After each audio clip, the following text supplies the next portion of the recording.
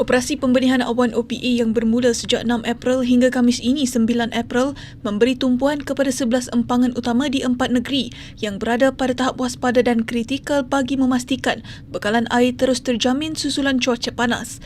Timbalan Perdana Menteri Datuk Seri Dr. Ahmad Zahid Hamidi berkata, operasi ini dilaksanakan oleh Jabatan Meteorologi Malaysia (MET Malaysia) dengan kerjasama Agensi Pengurusan Bencana Negara NADMA dan Tentera Udara Diraja Malaysia TUDM. Katanya bagi operasi hari ini iaitu hari kedua akan berfokus di kawasan ke negeri Kedah dan Perlis. Beliau berkata demikian pada sidang media selepas meninjau persiapan operasi pembenihan awan OPA di Pangkalan Udara Subang pada 7 April.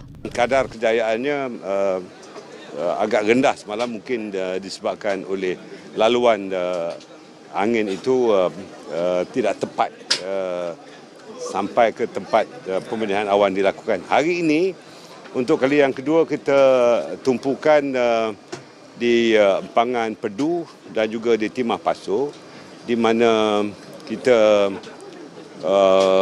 dapati dari segi kajian kaji bumi bahawa kawasan itu kepanasannya luar biasa. Jadi kita tumpukan untuk supaya pembenihan awan ini turun ke kawasan-kawasan empangan berkenaan bagi peningkatan air jika hujan turun untuk kegunaan domestik, kegunaan industri dan juga kegunaan untuk pertanian.